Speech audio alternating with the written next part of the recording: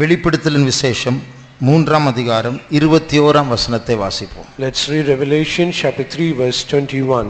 நான் ஜெயங்கொண்டு என் பிதாவினுடைய சிங்காசனத்திலே அவரோடே கூட உட்கார்ந்தது போல ஜெயங்கொள்ளுகிறவன் எவனோ அவனும் என்னுடைய சிங்காசனத்தில் என்னோடே கூட உட்காரும்படிக்கு அருள் செய்வேன். To him that overcometh will I grant to sit with me in my throne, even as I also overcame, and I am set down with my Father in his throne.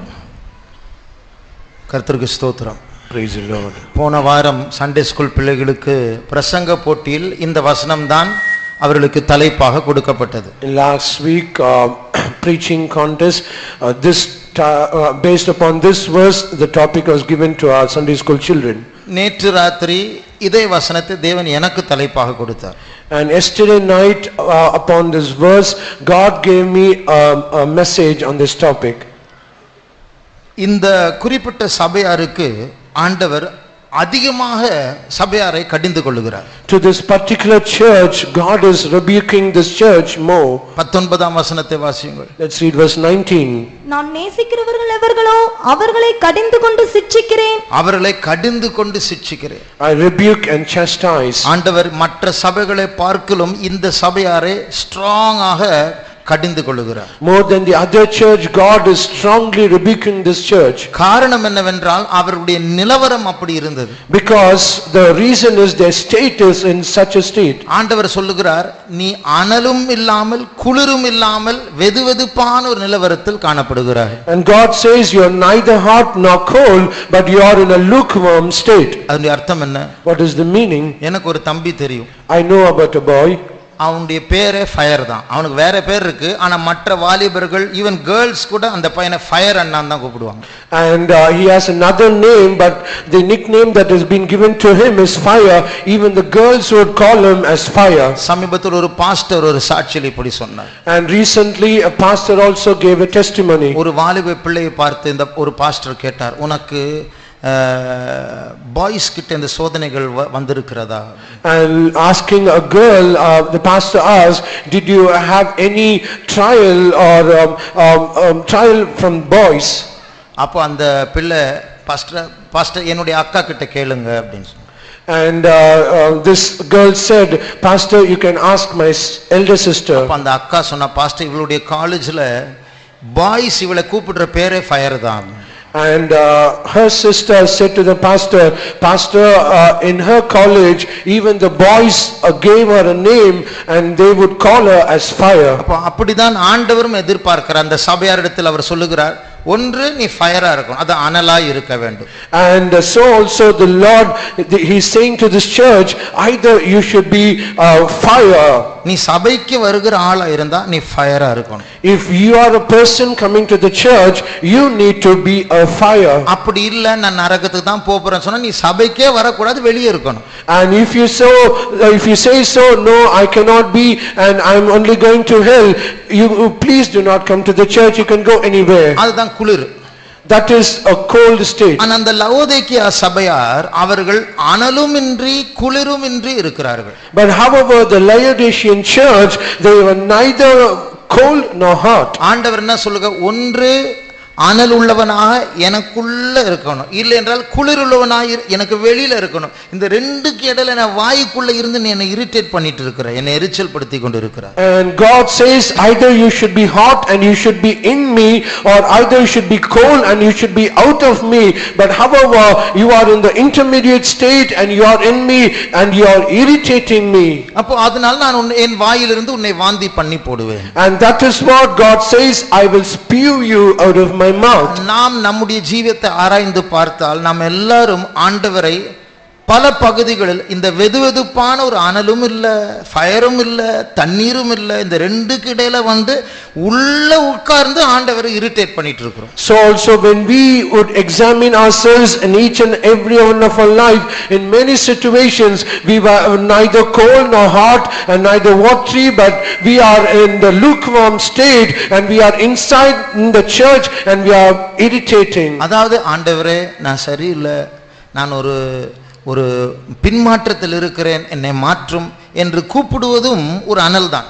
And even when we pray and call unto the Lord, oh Lord, I am not good, I am not proper, and even I need to be changed. Even calling also itself is being a hot state. ஆனால் இவர்களுடைய நிலவரம் என்ன? But however, what is their state? நீ தரித்திரன் என்று ஆண்டவர் சொல்லுகிறார்கள், ஆனால் இவர்களோ நான் ஐஸ்வர்யம் உள்ளவன் என்று சொல்லுகிறார்கள். And they say they are rich, but however God says they are poor.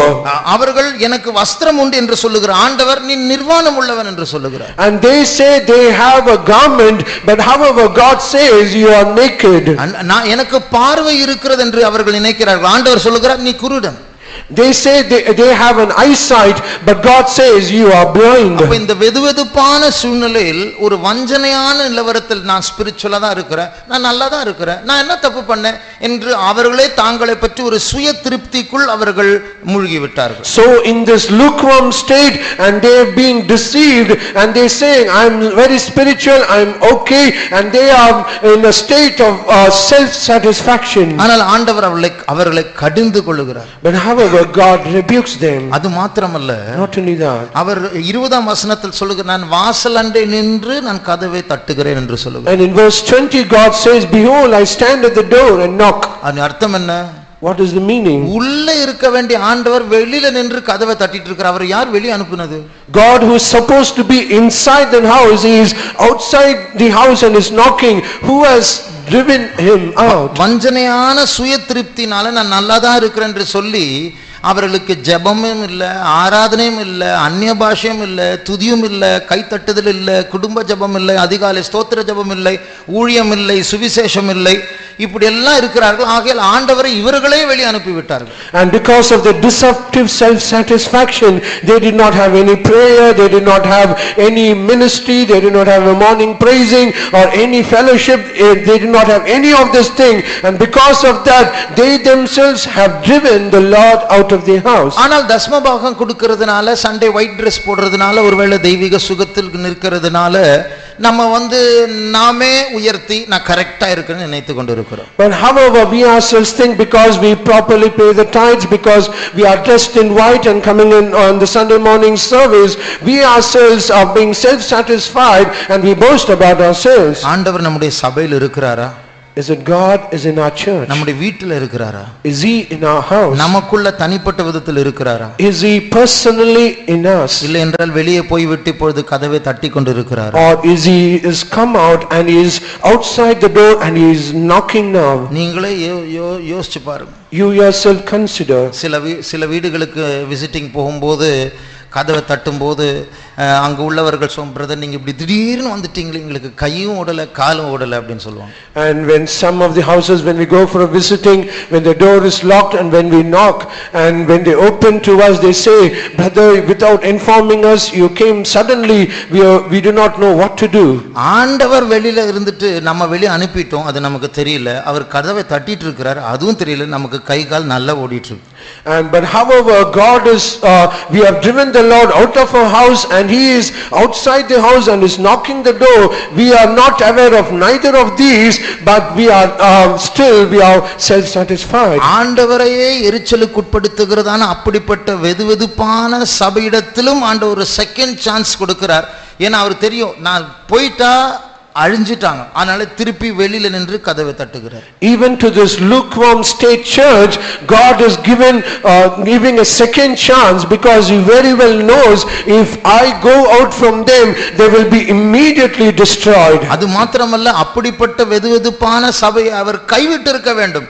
ஆனால் அவர் நாம் இப்போ வாசித்தோமே, ஜெயம் கொள்ளுகிறவன் எவனோ, அப்படிப்பட்டவர்களுக்கு ஜெயத்தின் செய்தியையும் வாய்ப்பையும் கொடுக்கிறார். And to such a church he should have forsaken them, but however he says, to him that overcometh he also giveth the message of overcoming to the church. அப்போ தேவனுடைய பொறுமையை பாருங்கள். See the patience of the Lord. தேவன் நம்மை தள்ளிவிட்டு இருக்க வேண்டும், ஆனால் நம்மேல் கோபப்படுகிறாரே, அந்த கோபமே அவருடைய பொறுமைதான். God should have driven us out, but however he is getting angry, and even that anger is because he loves us. வெதுவெதுப்பானவர்கள் தேவனுக்கு ஒரு பிரச்சனையா இருக்கிறார்கள். People who are in a lukewarm state, they are indeed a problem to the Lord. நம்முடைய இருதயத்தை ஆராய்ந்து பார்த்தால் நாம் எல்லாரும் தேவனுக்கு பிரச்சனைகளாய் தான் இருக்கிறோம். When we examine our hearts, each and every one of us are indeed a problem to our God. ஆனாலும் தேவன் நமக்கு அந்த ஜெயத்தின் செய்தியையும் வாய்ப்பையும் தருகிறார். But even though God is giving us the message of overcoming and he is giving us a chance, ஆனால் தேவன் அந்த ஜெயத்திற்கு ஒரு அளவுகோலை நமக்கு முன்பாக நிறுத்தி வைக்கிறார். but however God is giving a scale to that overcoming life. நான் ஜெயித்தது போல ஜெயம் கொள்ளுகிறவன் எவனோ? And he says, he that overcometh even as I have overcome. அவர் எப்படி ஜெயித்தாரோ அப்படி ஜெயிக்கிறவர்களுக்கு தான் அவரோடு கூட சிங்காசனத்தில் உட்கார முடியும். To him that overcometh as he overcame, to that person God will give him his throne. ஆனால் இயேசு ஜெயம் எடுத்த விதத்தை பார்த்தால் அது வினோதமானதா இருக்கிறது. And the way that Jesus got the victory, it is something peculiar. அவருடைய ஜெயத்தின் சட்டங்கள் வித்தியாசமானது. The laws of his victory is entirely different. ஆகையால் இந்த பைபிளினுடைய சட்டங்களை படித்து புரிந்து கொண்டு அவருடைய ஜெயத்தை நாம் பெற்றுக்கொள்ள வேண்டும். So we need to understand the laws and statutes of this victory, and we need to get the victory that he has got it. நான் ஜெயம் எடுத்தது போல, even as I have overcome. இயேசு எப்படி ஜெயம் எடுத்தார்? How did Jesus got the victory? உபாகமம் 21ஆம் அதிகாரம் 23ஆம் வசனத்தை வாசிக்கும்போது, When we read in Deuteronomy chapter 21 verse 23, அங்கே ஒரு சாபத்தை பற்றி சொல்லப்பட்டிருக்கிறது. it is said about a curse. வாசியுங்கள். இரவிலே அவன் பிரேதம் மரத்திலே தொங்கலாகாது, அந்நாளிலே தானே அதை அடக்கம் பண்ண வேண்டும். தூக்கி போடப்பட்டவன் தேவனால் சபிக்கப்பட்டவன். தூக்கில் போடப்பட்டவன் தேவனால் சபிக்கப்பட்டவன். He that is hanged is accursed of God. அப்போ ஒரு தூக்கில் போடப்பட்டவன், சிலுவை மரத்தில் தொங்குகிறவன் சபிக்கப்பட்டவன். So he that is hanging on the cross, he is cursed. அதுதான் அந்த வசனம் சொல்லப்பட்டு, மரத்தை பற்றி தான் சொல்லி அந்த வசனம் சொல்லப்படுகிறது. And saying about the tree, that curse is said. இப்பொழுது இதே போலதான் இயேசுவும் சிலுவையில் அவர் தொங்கப்படுகிறார். So likewise in the same manner Jesus was also hanging on the cross. இந்த மரத்தில் தொங்குகிறதான அந்த தண்டனையானது ரோமர் அரசாங்கத்தின் போது மட்டும் தான் இருந்தது. And the punishment of hanging on the tree on the cross, this punishment was existing only in the Roman Empire. பிதாவானவர் இந்த தீர்க்க தரிசனத்தை வசனத்தை நிறைவேற்றும்படியாக, நம்முடைய சாபங்களை ஏற்றுக்கொள்ளும்படியாக இயேசுவை அந்த நாட்களில் அந்த அரசாங்கத்தின் போது பிறக்க வைத்து அவர் இந்த சாப மரணத்தை ஏற்றுக்கொள்ள பிதாவானவர் முன்பதாகவே திட்டமிடுகிறார். And to fulfill this prophecy, to bear up all our sins, God the Father, he sent Jesus in the time where this Roman Empire was there, so that this might be fulfilled. ஆகையால் இயேசுவுடைய சிலுவை மரணமானது அது தற்செயலாய் வந்த ஒரு காரணம் அல்ல, அது பிதாவினால் முன்குறிக்கப்பட்ட ஒரு காரியம். So the death of Jesus is not something that by chance or by accident, but it is by the foreordination of God. ஆனால் அந்த சிலுவையில் தொங்கிதான் இயேசு ஜெயம் எடுத்தார். And however Jesus, he hanged on the cross and he got the victory. சினிமாவில் பார்க்கிறதான ஒரு ஹீரோவை போல 10 பேரை அடித்து அவர் ஜெயம் எடுக்கவில்லை. அவர் ஒரு தோல்வியை எடுத்துக்கொண்டு ஏற்றுக்கொண்டு, ஒரு வெளிரங்கமான பப்ளிக் தோல்வியையும் உமிழ்நீரையும் வெட்கத்தையும் நிந்தையும் ஏற்றுக்கொண்டு ஜெயம் எடுக்கிறார். As it is shown in the cinemas, he did not get the victory by smiting 10 people or so, but he got the victory by an open failure, an open shame and an open reproach from others. மத்தேயு 27ஆம் அதிகாரம் 39ஆம் வசனத்தை வாசிக்கும்போது, When we read Matthew's Gospel chapter 27 verse 39, அந்த வழியாய் நடந்து போகிறவர்கள் தங்கள் தலைகளை துலுக்கி, பாருங்க, அவர்கள் அந்த வழியாக இயேசு தொங்கிக் கொண்டு இருக்கும் பொழுது அந்த வழியாய் சில நடந்து போனார்கள். When Jesus was hanging on the cross, some people they passed by. இவரதான நல்லவன் சொல்லி பிரசங்கம் எல்லாம் பண்ணினாங்களே. Is this the person who said he is good and they also preached about him? இவர்தானே எல்லாருக்கும் நல்லவர் என்று நன்மை செய்கிறவர் என்று சுற்றி திரிந்தாரே. And it is this person who did going about doing good things to the people. இவரா இப்படி தொங்கிட்டு இருக்கிறார்? Is it he who is hanging in such a manner? ஏதோ பெரிய தப்பு பண்ணி இருப்பார். Perhaps he would have committed a grave sin. கடவுளே அவர் தவறு செய்தவர் என்று நிரூபிக்கிறார். And even God himself has proved that he has committed a sin. அப்ப அப்படிப்பட்ட மற்றவர்கள் கண்டிப்பா அதை தப்பு செய்திருக்க வேண்டும் என்று கன்ஃபார்ம் பண்ணக்கூடிய ஒரு இடத்தில் தான் தொங்கிக் கொண்டிருக்கிறார். So Jesus is hanging on the cross in a place where others could easily confirm that he has committed a grave sin. ஆனால் இந்த வெளிரங்கமான தோல்வியை போன்ற சாபத்தை போன்ற இந்த மரணம் தான் வேறொரு அதர்சனமான உலகத்தில் ஒரு பெரிய ஜெயமாய் மாறிவிட்டது. But this open shame and the open failure hanging on the cross, it is a great victory in the invisible world. அப்போ பாருங்க, அவர் ஜெயித்தது போல ஜெயிக்கிறவன் எவனோ அவனுக்கு தான் சிங்காசனம். So now we can see, he that overcometh as I have overcome, to him shall I give my throne. அப்ப உங்களுடைய ஜெயம் என்னுடைய ஜெயம் ஒரு சினிமா ஹீரோவினுடைய ஜெயம் அல்ல. So your victory and my victory, it is not the victory like that is shown in the cinema of a hero. இயேசு இப்பொழுது சிங்காசனத்தில் உட்கார்ந்து கொண்டு இருக்கிறார். Jesus is now seated on the throne. அவரை குத்தினவர்கள், people who have pierced him, அவர் மேல் துப்பினவர்கள், people who spat upon him, அவருடைய ஆணியை வைத்து அவரை சிலுவையின் மேல் அறைந்தவர்கள், people who nailed him on the cross,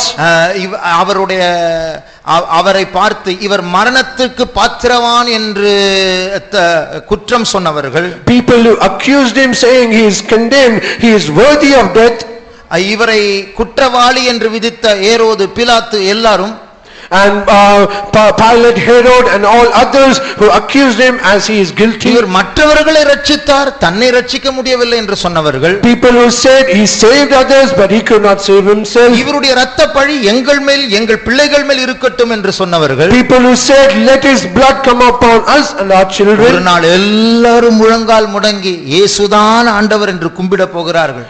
One day all their knees have to be bent and they are going to say that Jesus is the Lord. இன்றைக்கு பெரிய ரவுடிகளை போல ஆளுகை செய்கிறவர்கள், people today, many they are ruling as ruffians, சர்வாதிகாரிகளை போல உலகத்தில் ஆதிக்கம் செலுத்துகிறவர்கள், and people who rule the world as dictators. முழு உலகத்தை ஆளுகை செய்ய போகிற அந்தி கிறிஸ்து, and the Antichrist is going to rule the whole world. முழு இந்தியாவை ஆட்டி படைக்கும்படியாக அவருடைய தேவர்களுக்கு ஒப்படைக்கும்படியாக தேசத்தை திருடுகிறவர்கள், people who are going to steal the nation and people who are going to rule the whole India. எல்லாரும் முழங்கால் முடங்கி இயேசுவை ஆண்டவர் என்று சொல்ல போகிறார்கள். Everyone has to bow their knees, bend their knees, and they have to openly confess that Jesus is the Lord.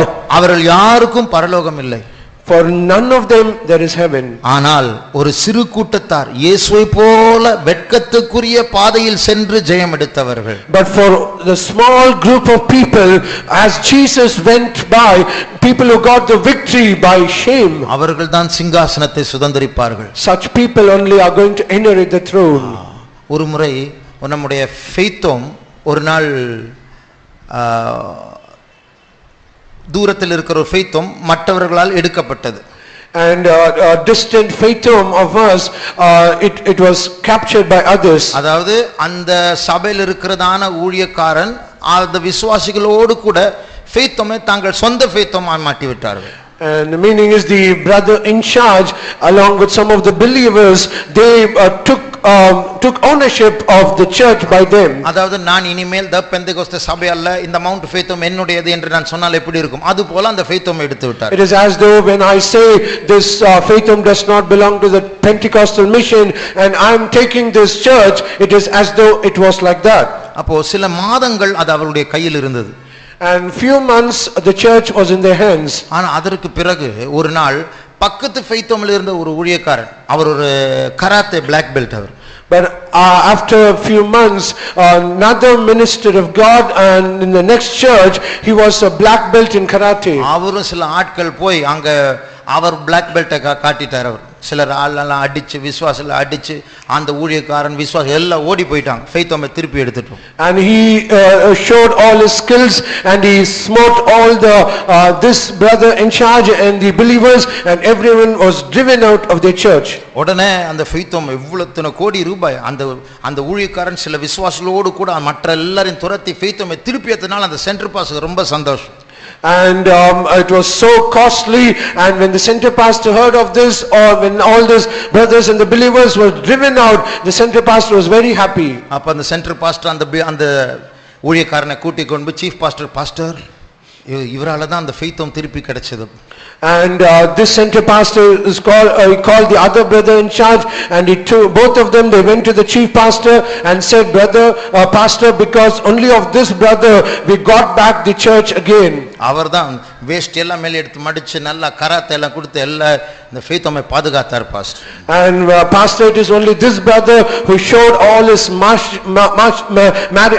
skills, and he got the church back again. Chief pastor சொன்னார், அப்படியா, அப்ப ஒரு மாசம் ராப்போஸ் நடக்காது அப்படின்னு. And the chief pastor said, is it so? So if that be so, you please do not partake in the communion for 1 month. அப்போ ஏனென்றால் அது நம்முடைய முறை அல்ல. Because it is not our way. அது ஒரு ஜெயம் அல்ல, அது ஒரு தோல்வி. அது It is not at all a victory, it is indeed a failure. அங்க சாத்தானுக்கு நாம் இருதயத்தில் சிங்காசனத்தை கொடுத்து விட்டோம், நம் தலையை நசுக்கவில்லை. And it is indeed we have given the throne to the Satan, and his head is not bruised. நம்முடைய ஜெயத்தின் பாதை வித்தியாசமானது. The way of our victory is entirely different. இயேசு ஒரு தோல்வி அடைந்தவரை போல எப்படி சிலுவையில் தொங்கினாரோ அதே போல நாமும் நடத்தப்படுவோம். மற்றவர்கள் தலையாட்டுவார்கள், ஐயோ இப்படியா நல்லவங்கன்னு சொன்னாங்களே என்று ஒரு நிந்தையின் பாதையில் தேவன் நடத்துவார். அப்பொழுது மௌனமா இருக்க வேண்டும், அதுதான் ஜெயம். As a defeated person, how Jesus got the victory, we also need to go in such a path. Many will wag their heads and say, he's so good person, is it happened to him? So we have to go in such a path of reproach, and we have to get the victory. ஒரு நாள் நான் ஒரு நிந்தையின் பாதையில் நடத்தப்பட்டேன். One day I was also led in the path of reproach. நான் செய்யாத யோசிக்காத ஒரு காரியத்தை சென்ட்ரல் பாஸ்டர் சீஃப் பாஸ்டர் வரைக்கும் சொல்லிவிட்டார்கள். The thing that I have even not imagined, not even done, even thought of it, someone they complained against me to the chief pastor. Central pastor இடத்தில் விளக்கம் சொன்ன போனேன். And I went to the center pastor, and I was to explain about it. விளக்கம் சொன்ன பிறகு After giving my explanation, நான் pastor இடத்தில் சொன்னேன், I said to the pastor, pastor நான் இப்படி சொல்லாம இருந்தா நீங்க என்ன தப்பா தானே நினைச்சிருப்பீங்க. and I told the pastor, had I not told this to you and explained to you, it is you who have misunderstood me.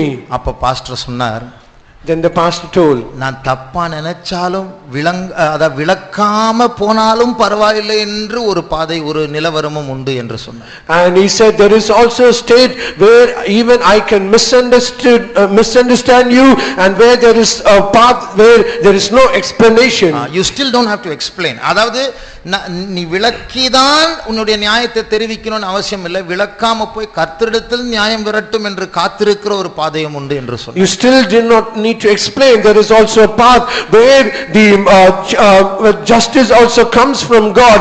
Even that there is also a path like that. அப்போ நம்மை புரிந்து கொள்ள வேண்டியவர்கள் புரியாமல் போகிறதான, தவறாய் நினைக்கிறதான சூழ்நிலைகளும் உண்டு. There are also situations where people who need to understand us, they are also misunderstanding us. அப்படிப்பட்ட பாதையில் ஜெயம் எடுக்கிறவன் எவனோ அவன் தான் சிங்காசனத்தில் உட்கார். A person who even gets the victory in such a path, to him will I give my throne. அப்போ இயேசு ஜெயித்தது போல நாம் ஜெயம் எடுக்க வேண்டும். We have to get the victory as Jesus got the victory. இன்றைக்கும் ஆவியானவர் சொன்னார், நாம் தனிமையாய் போய் ஜெயம் எடுக்க வேண்டியவர்கள். Even today the Spirit of the Lord said to us, we have to go alone and get the victory. நமக்கு முன்பாக 3 வனாந்தரங்கள் வைக்கப்பட்டிருக்கிறது. Before us there are 3 types of wilderness kept for us. அதாவது ஒரு வனாந்தரத்தை கடக்காவிட்டால் இரண்டாவது வனாந்தரம், அதை கடக்காவிட்டால் மூன்றாவது வனாந்தரம் வைக்கப்பட்டிருக்கிறது. If we do not pass the first wilderness, the second will be there, and if we do not cross the second wilderness,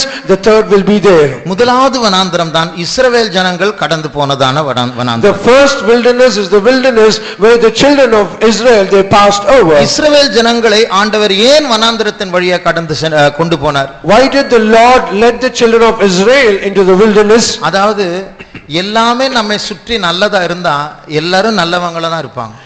It is as though when everything around us is favorable and good, indeed we'll be good. அப்போ பிரதிகூலமான சூழ்நிலையில் வைக்கப்பட்டால் தான் நமக்குள்ள இருக்கிற தீமையான அழுக்கெல்லாம் வெளியே வரும். Only when we are kept in unfavorable situations, all our evil natures will come out of us. இதனால் தான் வனாந்தரத்தில் அவர்கள் நடத்தப்பட்டார்கள். And only because of this reason they were led into the அந்த wilderness. வனாந்தரத்தில் தான் அவர்களுடைய முறுமுறுப்பு, அவருடைய அவிசுவாசம், அவருடைய கலக சுபாவம், அவர் எல்லாமே தேவனுக்கு விரோதமான வார்த்தைகள், மோசேக்கு விரோதமான வார்த்தைகள் எல்லாமே வெளியே வந்தது. And only when they are led in this wilderness, their murmurings, their unbelief and their rebellious nature and their words against God and words against Moses, everything came out. ஒரு ஊழியக்காரன் ஒரு பாஸ்டர் இப்படி சொன்னார். Once a pastor said so. அந்த செங்கடலை கடந்த உடனே பாட்டு பாடினாங்க. And the moment after they crossed the Red Sea, they sang a song. ஆண்டவர் கடலை பிரிச்சார். God has split the sea. அக்கினி ஸ்தம்பமாய் சென்றார். He went before us as a pillar of fire. பின்னாடி இருக்கிறதான எகிப்தியரை துரத்துகிற எகிப்தியரை அழித்து போட்டார். And he also destroyed the Egyptians who chased them. அதற்கப்புறம் அதெல்லாம் பார்த்த உடனே பாடினாங்க. And when they saw all these things, they indeed sang a song. அந்த பாஸ்டர் சொன்னார், இப்படி எல்லாம் எல்லாரும் தான் பாடுவாங்க. And then pastor said, if this is the situation, everyone indeed they will sing. எல்லாருக்கும் ஆண்டவர் அற்புதம் செய்தா எல்லாரும் தான் பாடுவாங்க. When God does wonders to everyone, indeed they will sing. செங்கடலுக்கு இந்த பக்கம் பாடி இருக்கணும், அதுதான் உண்மையான ஜெயம்.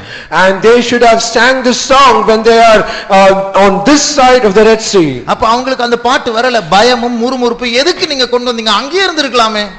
And they are the fear and they were murmuring, why did you ever brought us here, we would have been remained there. அப்ப தேவன் நமக்கும் ஒரு வனாந்தரத்தை வைத்திருக்கிறார். So God has also kept as a wilderness for us. அந்த வனாந்தரம் தான் நாம் போகிறதான தனிமையான பாதைகள், நம்முடைய தோல்விகள், நம்முடைய தாமதங்கள்.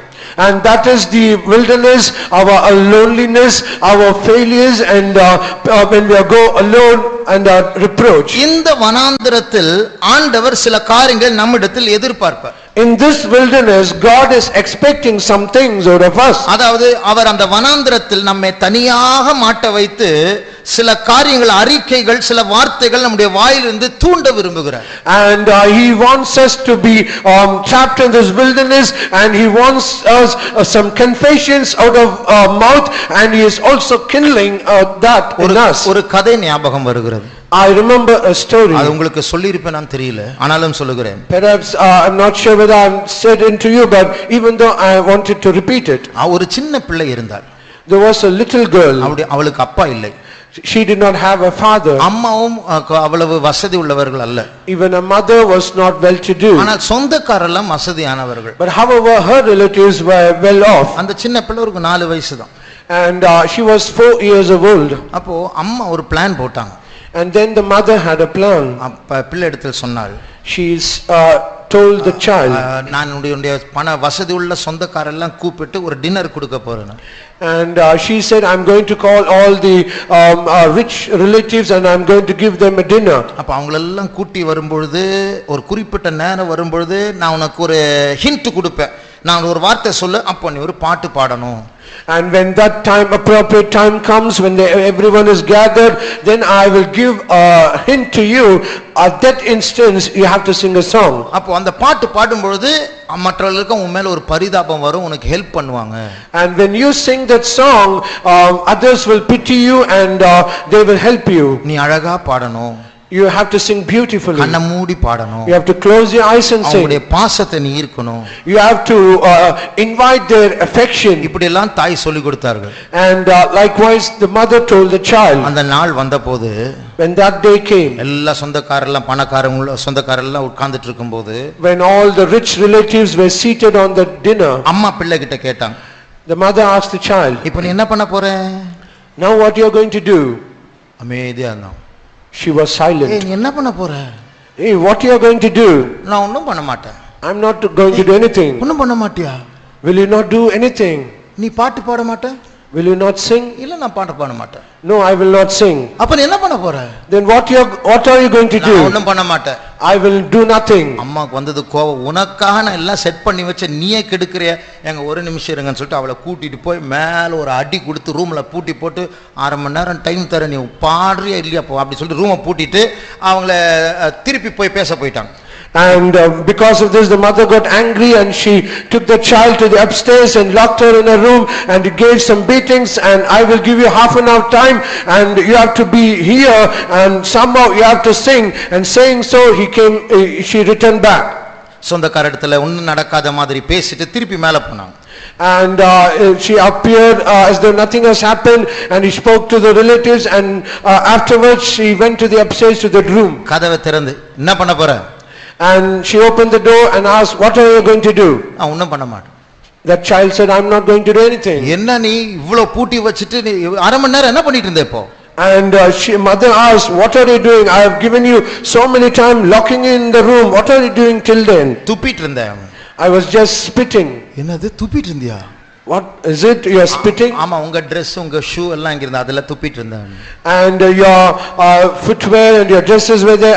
I was spitting on them. அப்புறம் என்ன பண்ணிட்டு இருந்த? And afterward, what are you doing? இல்ல நீங்க வரும்போது கொஞ்சம் என் வாயில வச்சிட்டு இருக்கறேன். And it is, I have kept something remaining in my mouth so that that is ready for you. அப்ப பாருங்க, அவளுடைய அம்மா அவளுடைய நன்மைக்காக அவளுடைய எதிர்காலத்துக்கு ஒரு நல்ல காரியத்தை செய்ய விரும்பும்போது அவ அதை கெடுத்துட்டான். And when a mother wanted to do something good for her future, she spoiled all the show. இது போல ஆண்டவர் நம்மை சில பாதைகள் நடத்தும்போது சில வார்த்தைகளை தூண்டி விடுவார். அந்த தாய், நீ என்ன பண்ண போற என்று கேட்டது போல நீ என்ன சொல்ல போறன்னு கேட்பார் ஆண்டவர். So also when God leads us in such a path, he will also kindle us saying, what are you going to do? And he will lead us in that situation. அப்படிப்பட்ட நேரத்தில் சில அறிக்கைகள், சில பிரதிஷ்டைகள், சில பொருத்தனைகள், அப்படிப்பட்ட சில விசுவாசத்தின் வார்த்தைகள், இதெல்லாம் ஆண்டவர் அவ தூண்டிவிட காத்திருப்பார். And he will also waiting for us, urging us, and he would expect some confessions and some consecrations and vows and some words of faith out of us. இதுதான் இஸ்ரவேல் ஜனங்களிடத்தில் ஆண்டவர் எதிர்பார்த்தார். This is what God expected from the children of Israel. ஆனால் அந்த 4 வயசு பிள்ளையை போல ஆண்டவர் எதிர்பார்த்த அந்த அறிக்கை, அந்த வார்த்தை, அந்த தாழ்மை அவர்கள் வெளிப்படுத்தாமல் முறுமுறுப்பையும் அவிசுவாசத்தையும் கோபத்தையும் தான் அவர்கள் வெளிப்படுத்தினார்கள். But as that 4-year child did, so also the children of Israel, when God expected all this humility and all this confessions out of them, they only exhibited all their murmurings and anger and rebellious nature against God. ஆகையால் ஆண்டவர் கோபத்தில் ஆணையிட்டார், நான் பிராமிஸா சொல்லுகிறேன், நீங்கள் யாரும் இளைப்பாறுதலுக்குள் இளைப்பாறுதலுக்குள் பிரவேசிக்க மாட்டீர்கள். And because of that, God, he said in his anger, no one will surely enter into my inheritance. நாம் ஒரு காரியத்தை நன்றாய் புரிந்து கொள்ள வேண்டும். We need to understand one thing very clearly. நாம் பாடுபடுகிறதுனால மகிமை அடைய மாட்டோம். It is not we'll get the glory because we are suffering. நாம் பாடுபடுகிறதுனால பரலோகம் போக மாட்டோம். We are not going to heaven because we are suffering. நாம் பாடுபடுகிறதுனால கானான் தேசம் கேரண்டி கிடையாது.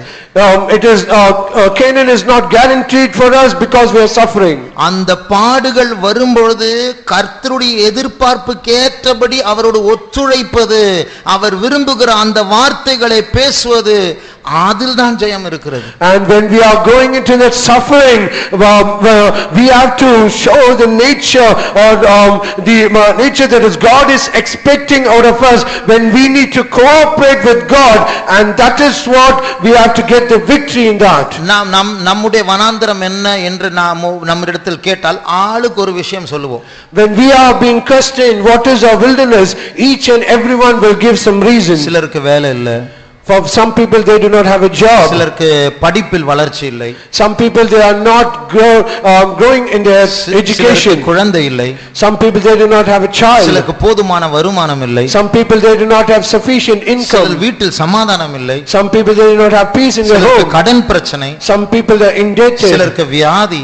Some people they are sick. சிலருக்கு பிள்ளைகளை பற்றிய பாரம். Some people they are burdened about their children. சிலருக்கு செய்வினை பிசாசு போராட்டம். Some people they are struggles in witchcraft. ஒவ்வொருவருக்கும் ஒரு வனாந்தரம் இருக்கிறது. So for each and everyone there is a wilderness. அப்ப ஆண்டவர் தான் அந்த வனாந்தரத்தில் நம்மை நடத்துகிறார். It is indeed God is leading us in this wilderness. இந்த வனாந்தரம் தான், இந்த வனாந்தரத்தில் தேவனோடு ஒத்துழைப்பதில் தான் நம்முடைய ஜெயம் இருக்கிறது, நம்முடைய கானான் சுதந்திரம் இருக்கிறது. It is only in our cooperation with our God we have the victory and our inheritance in Canaan. இந்த வழி எல்லாம் எனக்கு வேண்டாம். இந்த சோதனை எல்லாம் என்னால முடியாது அப்படின்னு சொன்னால், if we say I do not need this all this pain, I do not need all this trial, அடுத்து ஒரு வனாந்தரம் இருக்கிறது. there's the next wilderness. வெளிப்படுத்தல் 12ஆம் அதிகாரம் Revelation chapter 12. 6ஆம் வசனத்தை வாசி. Let's read verse 6. ஸ்திரீயானவள் வனாந்தரத்திற்கு ஓடிப் போனாள். அங்கே போதும். இங்கே ஸ்திரீயானவள் வனாந்தரத்துக்கு ஓடி போனாள் என்று இரண்டாவது ஒரு வனாந்தரத்தை பார்க்கிறோம். Here we see the second wilderness where the woman fled to the wilderness. இந்த ஸ்திரீ யார்? Who is this woman? சொல்வதற்கு நேரம் இல்லை. இவள் தான் கைவிடப்பட்ட சபை. இயேசுவின் வருகையில் போகல, கீழே வந்து விட்டாள். We do not have sufficient time to say, but she is the forsaken church, left behind church. இயேசுவின் வருகையில் போக வேண்டும் என்றால் இந்த முதலாவது வனாந்தரத்தில் ஜெயம் எடுக்க வேண்டும். If we are to go at the coming of the Lord Jesus, we have to get the victory in the first wilderness. நிந்திக்கப்படும் போது, விபரீதமான சூழ்நிலைகள் சோதனைகளை சந்திக்கும் போது, நம்முடைய பாம்பு, நமக்குள்ள ஒரு பாம்பு இருக்கு, சுயம், அது படம் எடுக்க விடக்கூடாது. அதுதான் ஜெயம். அது அவர் ஜெயித்தது போல ஜெயம் எடுக்க வேண்டும். And when we are led into contradictions and when we are led into controversies and many sufferings, then there will be a serpent coming out of us, and we should not allow room to that, and we have to get the victory out of it. அதெல்லாம் முடியாது, நான் இப்படி தான் இருப்பேன் அப்படின்னு சொன்னா இரண்டாவது வனாந்தரம். And if we say so, no, nothing of that to me, and if we say so, then we'll have the second wilderness. இது என்ன வனாந்தரம்? What is this wilderness? இது முதல் வனாந்தரத்தை விட மோசமான சூழ்நிலை இது. This is more worse situation than the first wilderness. அது கிறிஸ்தவர்கள் வாழ்வதற்கு மிகவும் மிகவும் கஷ்டமான சூழ்நிலை. And this is a situation where it is a very difficult path for the Christians to live. அதுதான் உபத்திரவ காலம். That is the period of tribulation. அப்ப இந்த ஸ்திரீ அந்த உபத்திரவ காலத்திற்குள் போக வேண்டிய சூழ்நிலை வரும். அதுதான் அவளுடைய இரண்டாவது வனாந்தரம். So this woman had to go to the second wilderness, to run into the wilderness, the tribulation period. That is the second wilderness. இப்போ இந்த ஸ்திரீ யார்? So who is this woman? முதலாவது வனாந்தரத்தை நன்றாக பாவிக்காமல் போனவள். This is the woman who did not make the good use of the first wilderness. இந்த இரண்டாவது வனாந்தரத்தில் survival, பிழைப்பதே ஒரு பெரிய சவாலா இருக்கும். So in this second wilderness, even survival is a challenge. வாசிங்க அந்த முழு வசனத்தை 12:6 வெளிப்படுத்தல். ஸ்திரீயானவள் வனாந்தரத்திற்கு ஓடி போனாள். அங்கே 1260 நாளளவும் அவளை போஷிப்பதற்காக தேவனால் ஆயத்தமாக்கப்பட்ட இடம் அவளுக்கு உண்டாயிருந்தது. 1260 நாட்கள் என்று சொன்னால் 3.5 வருடம். When we say 1260 days, it is almost 3.5 years. 3.5 வருடம்னா அதுக்கப்புறம் 3.5 years, and after that 3.5 வருடம் தான் இருக்க போற. அதுக்கப்புறம் இருக்க மாட்டா.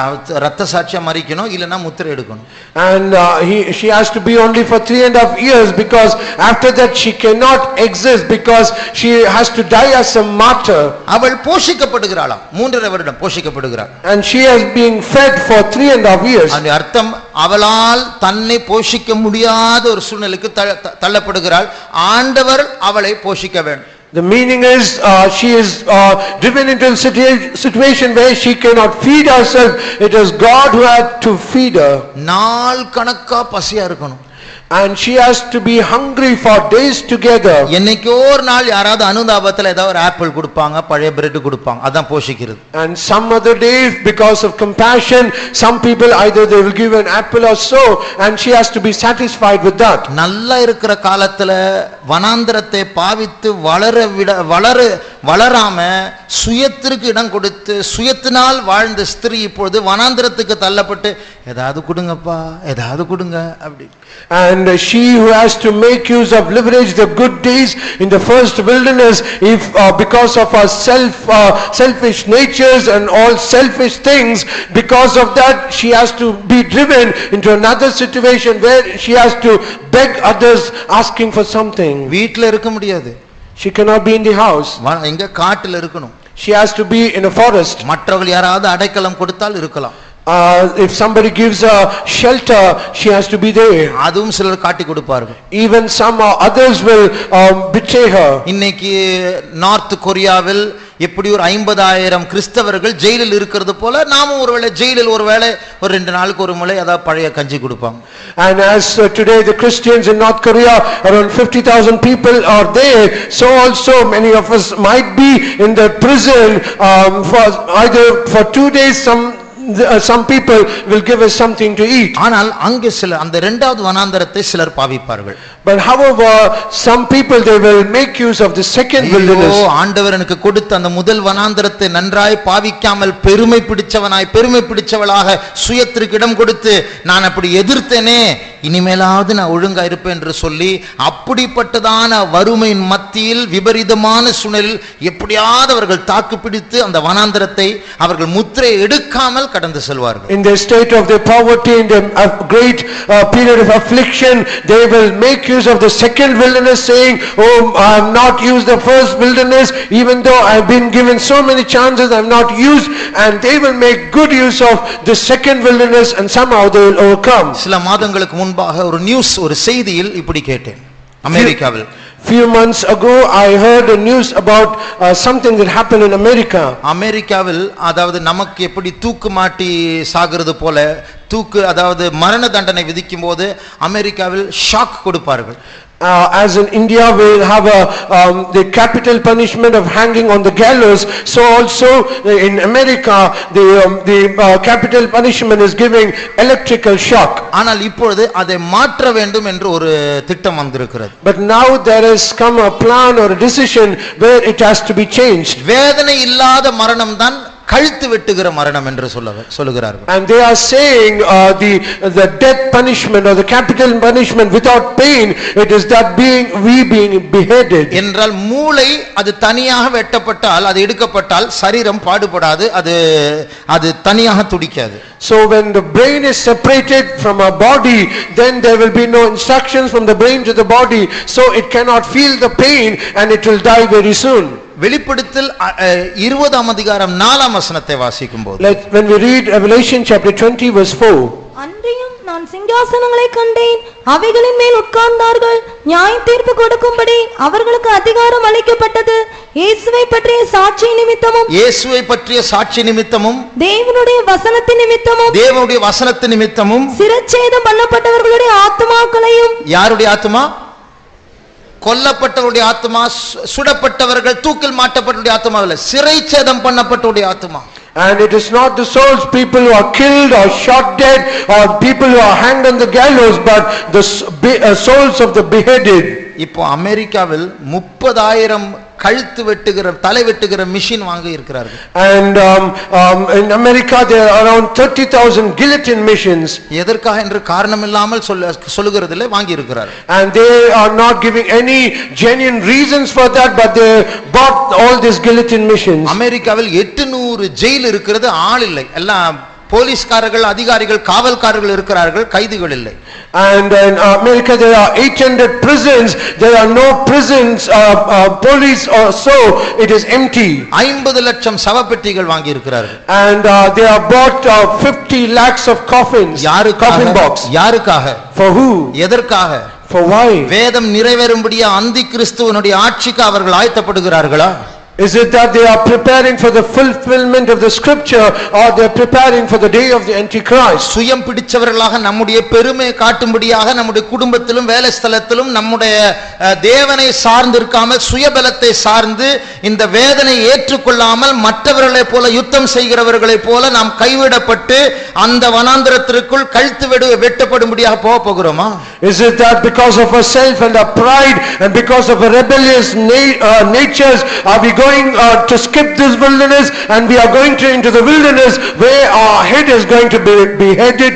அங்கேயும் தாக்கு பிடிக்க முடியவில்லை என்றால், if we are not able to endure even in that place, மூன்றாவது ஒரு வனாந்தரம் உண்டு. there is a third wilderness. வெளிப்படுத்தல் 17ஆம் அதிகாரம், Revelation chapter 17, ஒரு வேசியை பார்க்கிறோம். we see about a harlot. ஆண்டவர் சொல்லுகிறார் யோவானிடத்துல, வா இந்த வேசினுடைய நியாய தீர்ப்பை பற்றி உனக்கு நான் காண்பிக்கிறேன். God says to John the apostle, come, I am going to show the judgment that will come upon this harlot. இதை காட்டும்படி, அந்த ஸ்திரியை காட்டும்படியாக ஆண்டவர் யோவானை வனாந்தரத்துக்கு கொண்டு போகிறார். To show such a harlot, God takes John the apostle to the wilderness. ஆங்கிலத்தில் 3ஆம் வசனம், தமிழில் 3ஆம் வசனம்.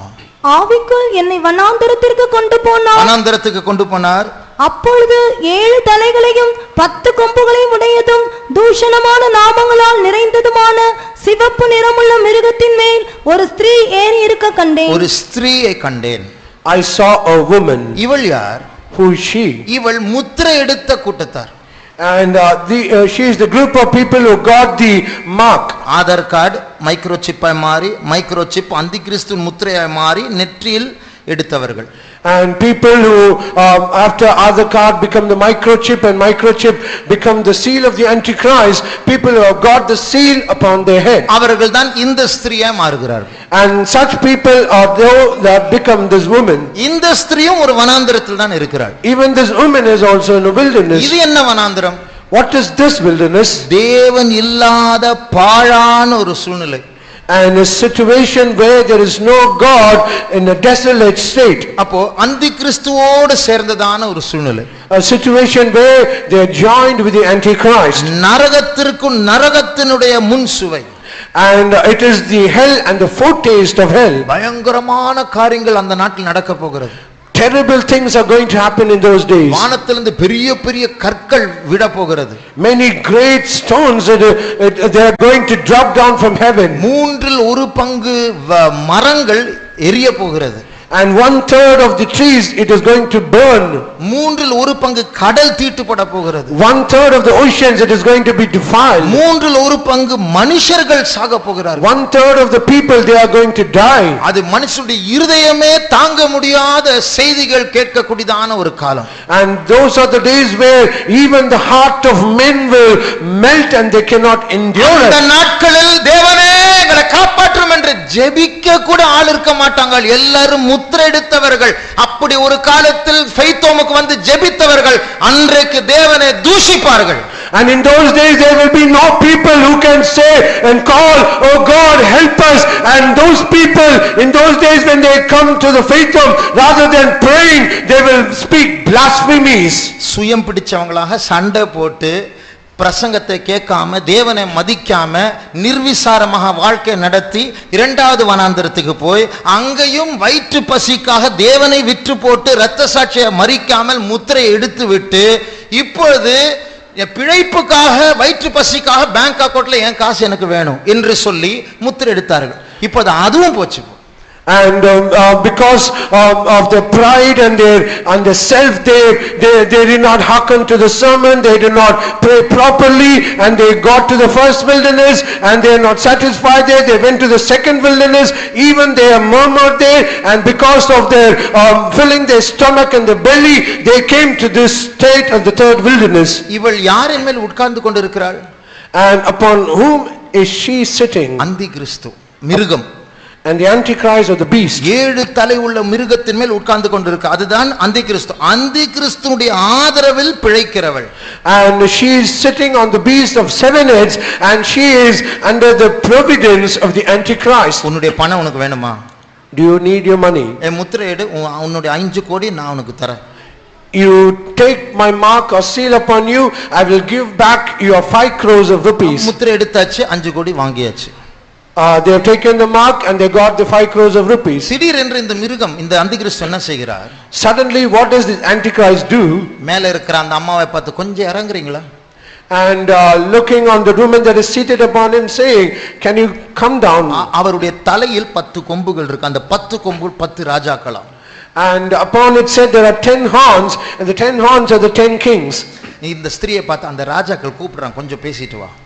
And looking unto the woman, this Antichrist says, the kings are calling you, go and speak unto them. அந்த 10 ராஜாக்கள் என்ன செய்வார்கள்? What these 10 kings will do? 17 16 வாசியங்கள். Let's read 17 14 இவர்கள் 16. 16. நீ மிருகத்தின் மேல் கண்ட 10 கொம்புகளானவர்கள் அந்த வேசியை பகைத்து அவளை அந்த வேசியே இந்த 10 கொம்புகள், இந்த 10 ராஜாக்கள், இவள் வந்து ஃப்ரெண்டா போறா. நான் எப்படி உயர்த்தப்பட்டேன், அந்த கிறிஸ்துவின் ஆதரவில் இருக்கிறேன், என்னப்பா அப்படின்னு கேட்க போற. அந்த 10 கொம்புகள் அவளை வெறுத்து அவளை பாழும் நிர்வாணமுமாக்கி அவளுடைய மாம்சத்தை பட்சித்து அவளை நெருப்பினால் சுட்டெரித்து போடுவார்கள். இவளை ஏமாந்து போயிட்டா, எல்லாரும் ஏமாற்றினவள் ஏமாந்து போயிட்டா. And she who deceived many people, now she herself is being deceived. அப்ப வேற வழி இல்ல, there's no other go. இந்த முதல் வனாந்தரத்தை நன்றாக அந்த தேவன் தருகிற வேதனை நல்லா யூஸ் பண்ணிட்டா தப்பிச்சோம். If we leverage the first wilderness in a very good way, we are escaped. அந்த சுயத்தை கொஞ்சம் ஒப்பு கொடுத்தா போதும். And it is enough that we submit ourselves. பரலோகத்துக்கு அடுத்த காரியங்களுக்கு முக்கியத்துவம் கொடுத்து நான் இயேசுவை போல மாறணும் என்று வறுமை வந்தாலும் பசி வந்தாலும் அநியாயத்தை சகித்தாலும் இயேசுவிடத்துல போய் காரியங்களை சொல்லி ஜெயிக்கிற அந்த ஜெயத்தை பெற்றுக்கொள்ள வேண்டும். Giving importance to the things pertaining to heaven, and when we yield ourselves to all the pain and the trials that God is giving us, and it is enough that we get the victory in those. இதுதான் நம்முடைய ஜெயம். This is our victory. இப்படி ஜெயம் கொள்ளுகிறவர்கள் இயேசுவோடு கூட சிங்காசனத்தில் உட்காருவார்கள். People who get victory in such a way, they will be seated along with Jesus in the throne. மறுபடியும் 3ஆம் அதிகாரம், வெளிப்படுத்தல் 3ஆம் அதிகாரத்துக்கு வருவோம். Now let us come back to Revelation chapter 3. 20ஆம் வசனத்தை வாசிப்போம். Let's read verse 20. இதோ வாசற்படியிலே நின்று தட்டுகிறேன், ஒருவன் என் சத்தத்தை கேட்டு கதவை திறந்தால் அவனிடத்தில் நான் பிரவேசித்து அவனோடே போஜனம் பண்ணுவேன், அவனும் என்னோட போஜனம் பண்ணுவான். பாருங்க, சபையாக இவர்கள் இயேசுவை வெளியே அனுப்பி விட்டார்கள், அவங்களுக்கே தெரியல. Collectively as a church, they themselves have driven Jesus out of them and they are not aware of it. இங்க நல்லா கை தட்டுவாங்க, பாடுவாங்க, ஆனா இயேசு வெளியில நிக்கிறார். They will be here, they will clap their hands and sing, but however Jesus is outside. ஆனா இந்த வசனத்தில் கவனிக்க வேண்டிய காரியம், but the very one thing that we have to notice in this verse, சபையை விட்டு போன தேவன் சபையை தேடி வரவில்லை, சிலர் சபையில் உள்ள சில தனிப்பட்ட நபர்களை தேடி வந்திருக்கிறார். Jesus who went away from the church, he is not come back for the church, but there are some few people individually there are in the church, and God is coming in search of them. ஒருவன் எனக்கு திறந்தால், if any man, he will open the door to me. அவனுக்குள் நான் வருவேன், I will come into him, அவனோடு நான் போஜனம் பண்ணுவேன், and I will sup with them. பாருங்க, ஒரு சபையோடு பேசவில்லை, இப்போ தனிப்பட்ட சிலரோடு பேசுகிறார். Now he is not speaking collectively to the church, but he is speaking to an individual person. அப்ப சபையாக அவர்கள் தேவனை வெளியே அனுப்பி விட்டார்கள், ஆனாலும் அவர் கதவை தட்டுகிறார். இங்கே எனக்குரிய சிலர் இருக்கிறார்கள், என்னை ஏற்றுக்கொள்வீர்களா?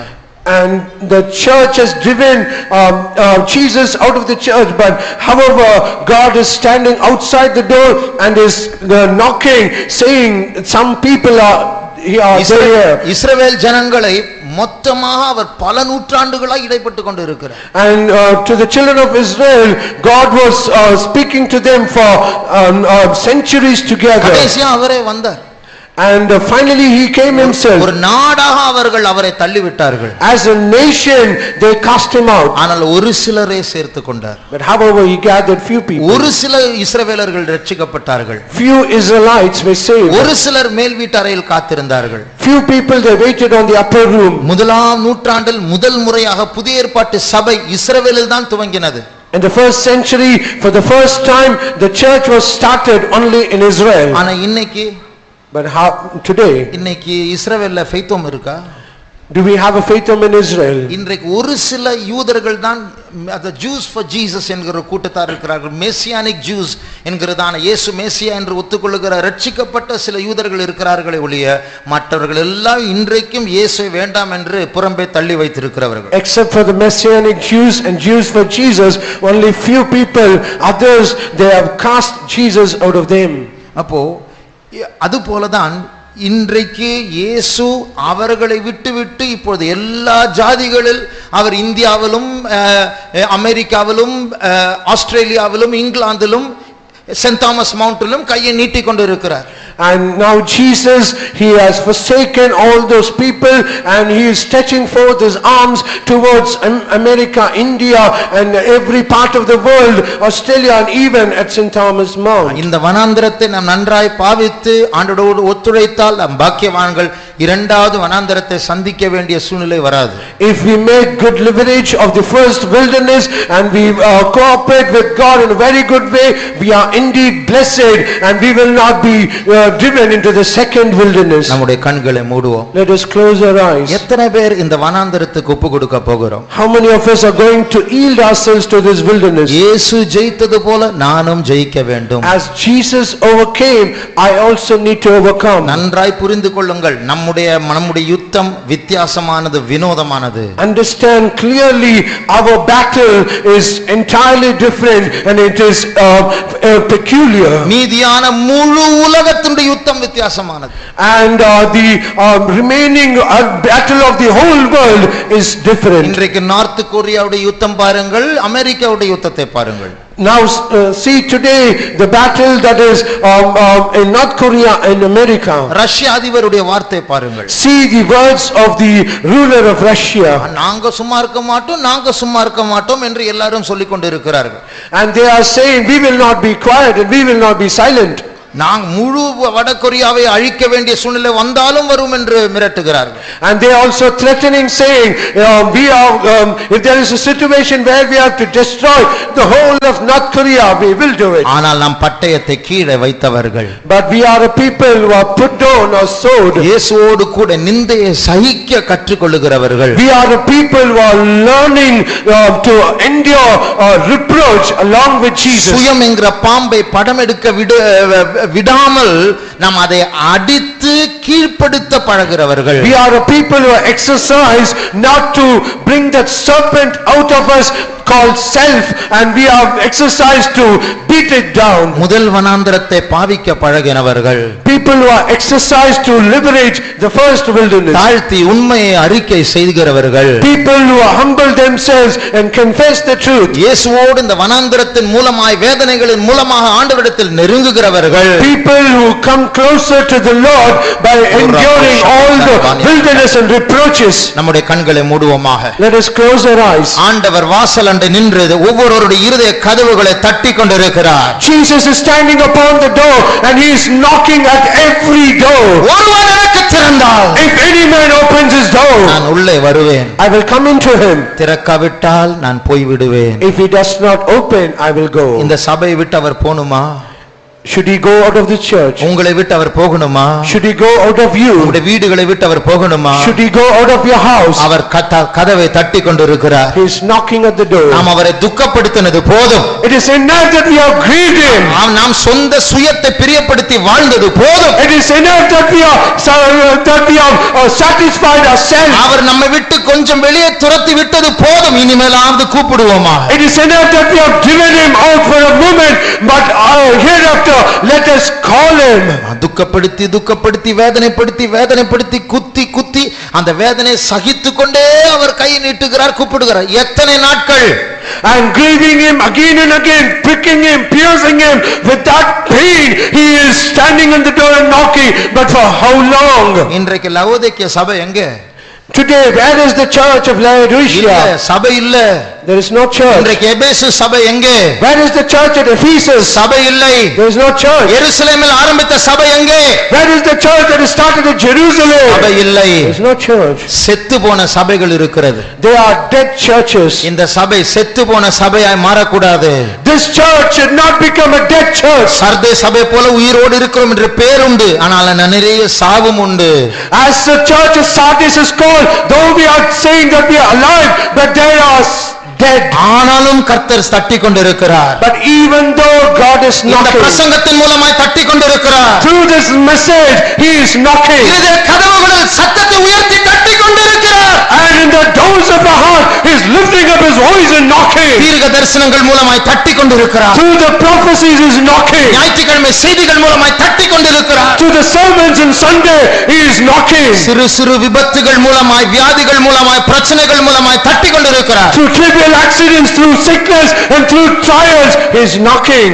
அடிக்கடி தன் பிடரியை கடிந்து கொள்ளப்பட்டும் கடினப்படுத்துகிறவன் சடுதியாய் நாசம் அடைவான். He that hardeneth his neck, often being reproved, he will be destroyed without remedy. இப்படிப்பட்ட நாசம் நமக்கு யாருக்கும் வேண்டாம், எனக்கும் வேண்டாம். Such destruction no one should have it, even to me. இந்த முதல் வனாந்தரத்தை நான் ஏற்றுக்கொள்ளுகிறேன்.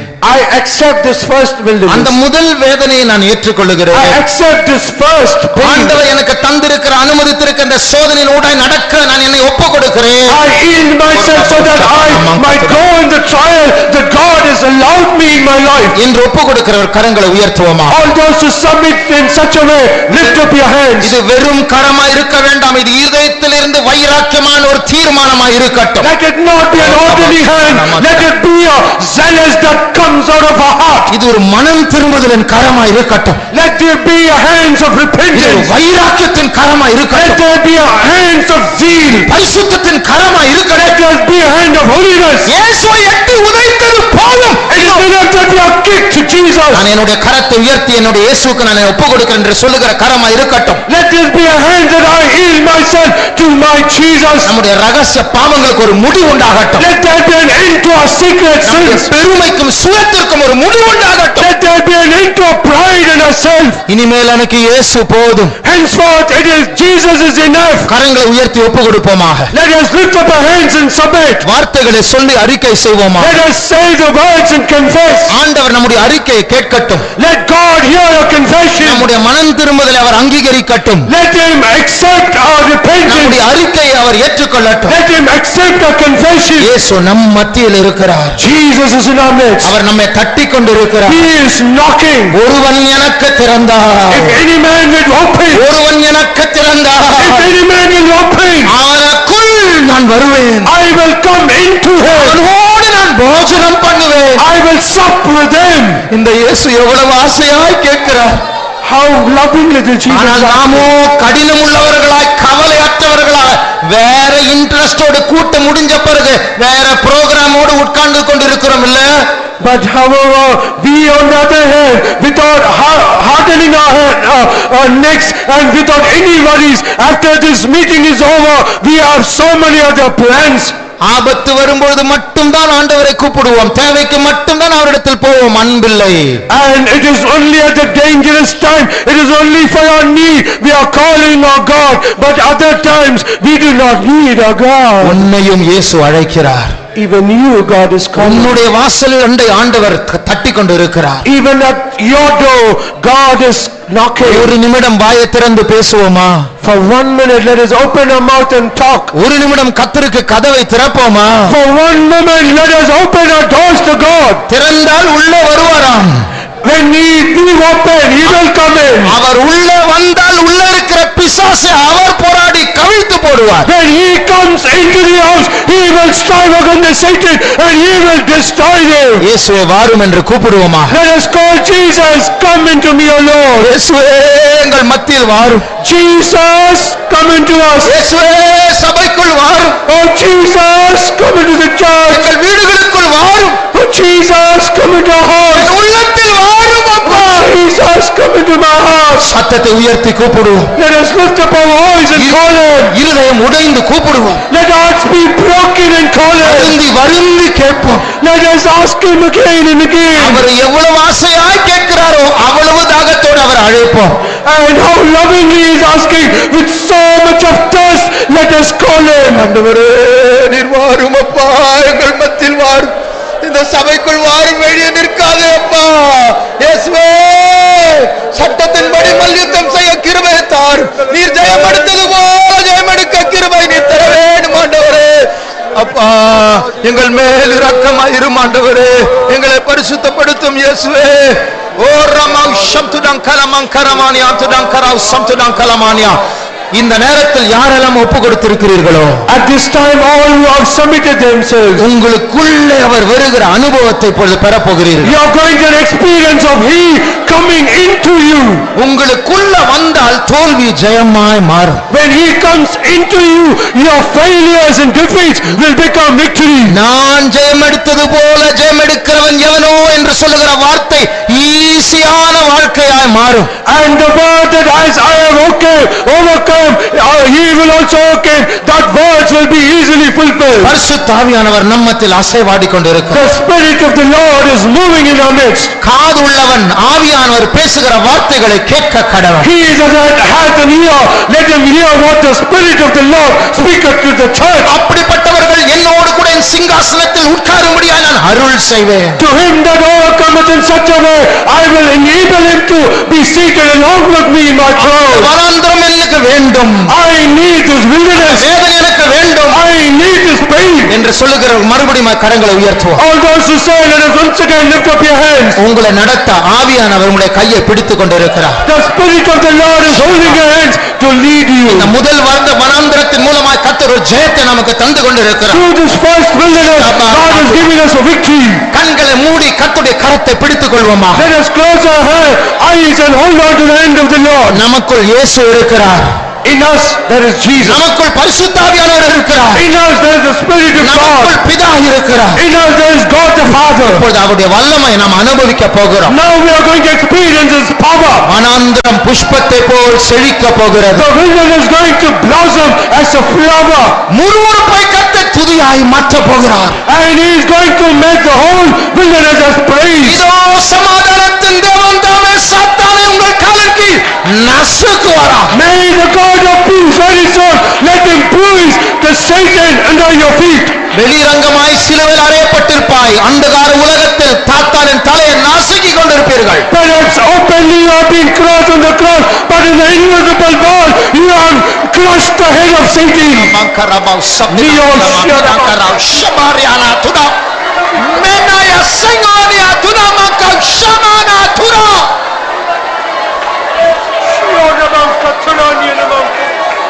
sina mankaramau shamana tuda.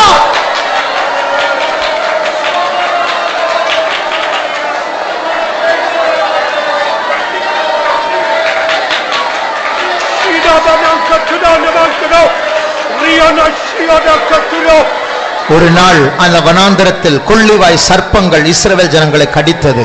One day in the wilderness the fiery serpents it's bite இன்னும் them. கொஞ்சம் நேரத்தில் அவர்கள் செத்து போக போகிறார்கள். In another few minutes they are going to die. மோசே ஒரு வெண்கல சர்ப்பத்தை உயர்த்தினார். And Moses he lifted up the brazen அதை serpent. பாருங்கள் என்று கர்த்தர் சொன்னார். God said, look unto that. அவர்கள் பார்த்தார்கள், அவர்கள் சாகவில்லை. All those who looked at the brazen serpent, they were alive. இயேசு சொன்னார், அந்த சர்ப்பம் உயர்த்தப்பட்டது போல மனுஷகுமாரன் உயர்த்தப்பட போகிறார். And Jesus said, as that serpent was lifted, so also the Son of Man will be lifted up.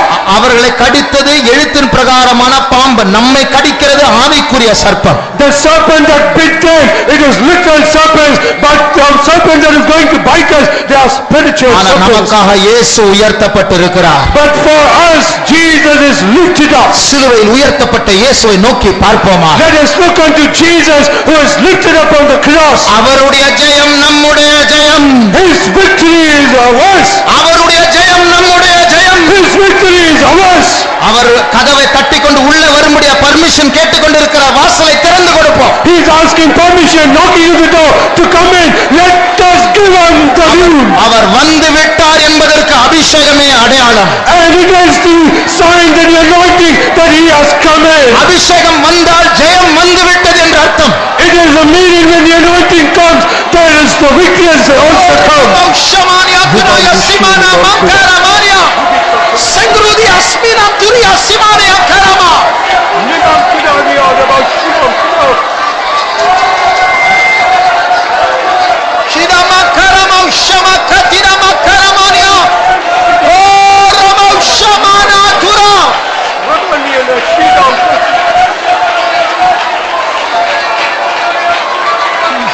Thank you Jesus. Thank you Jesus. Thank you Jesus. Thank you Jesus. Thank you Jesus. Thank you Lord. Thank you Jesus. Oh Rabba Shaba Katinam Karamana Manture. Thank you Jesus. Thank you Jesus. திருவாக்கை நம்பி வருவி ஜனமே, திருவாக்கை நம்பி வருவி ஜனமே,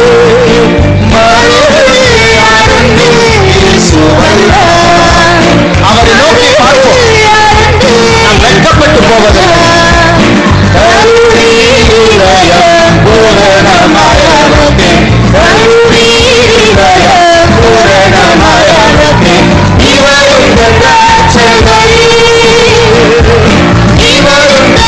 ஆவி ஆத்மா சரீரத்தில் குணமானே,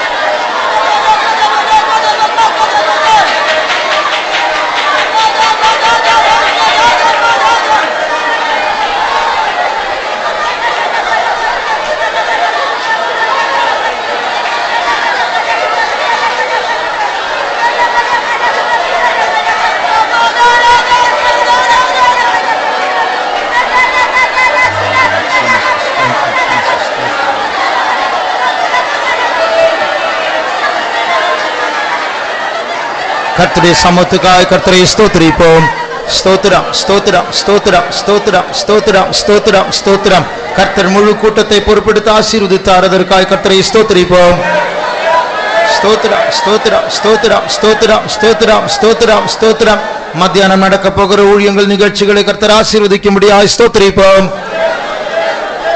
ஸ்தோத்திரம் ஸ்தோத்திரம் ஸ்தோத்திரம் ஸ்தோத்திரம் ஸ்தோத்திரம். இந்த மாதத்தினுடைய நம்முடைய ப்ராஜெக்ட் குறிப்பு சோதனை சகிக்கிற மனுஷன் பாக்கியவான். இன்றைக்கும் அதுதான் கர்த்தர் நம்மோடு பேசுகிறார். அந்த சகிக்கக்கூடிய பாக்கியத்தை கர்த்தர் நமக்கு தந்திருக்கிறார். ஆனால் நம்ம அது ஒரு பாக்கியமா எண்ணலை, அது ஒரு சலிப்பாக, ஒரு பெரிய பிரச்சனையாக, அது எப்படியாவது உதறி ஓடணும் தான் பார்க்கிறோம். ஆனால் அந்த சகிக்கிற பாக்கியத்தை கர்த்தர் நமக்கு தர வேண்டும். அதற்காக ஸ்தோத்திரிப்போம். ஸ்தோத்திரம் ஸ்தோத்திரம் ஸ்தோத்திரம் ஸ்தோத்திரம் ஸ்தோத்திரம் ஸ்தோத்திரம் ஸ்தோத்திரம் ஸ்தோத்திரம். தேவன் நமக்கு தருகிற முதல் வனாந்தரத்தினால் திருந்தி பலனடைய, வெற்றி பெற, ஜெயம் கொள்ள கர்த்தர் உதவி செய்யும்படியாய் ஸ்தோத்திரிப்போம். ஸ்தோத்திரம் ஸ்தோத்திரம் ஸ்தோத்திரம் ஸ்தோத்திரம். நமக்கு கொடுக்கப்பட்ட சட்டத்தின்படி மல்யுத்தம் செய்து ஜெயம் எடுக்க கர்த்தர் உதவி செய்யும்படியாய் ஸ்தோத்திரிப்போம். ஸ்தோத்திரம் ஸ்தோத்திரம் ஸ்தோத்திரம் ஸ்தோத்திரம் ஸ்தோத்திரம் ஸ்தோத்திரம் ஸ்தோத்திரம் ஸ்தோத்திரம். இந்த வாரத்தில் நடக்க போகிற எல்லா கூட்டங்களை கர்த்தர் ஆசீர்வதிக்கும்படியாய் ஸ்தோத்திரிப்போம். ஸ்தோத்திரம் ஸ்தோத்திரம் ஸ்தோத்திரம் ஸ்தோத்திரம் ஸ்தோத்திரம். எல்லா துதி கன மகிமை கர்த்தருக்கே செலுத்தி கர்த்தரை ஸ்தோத்திரிப்போம். ஸ்தோத்திரம் ஸ்தோத்திரம் ஸ்தோத்திரம் ஸ்தோத்திரம் ஸ்தோத்திரம். அல்லேலூயா.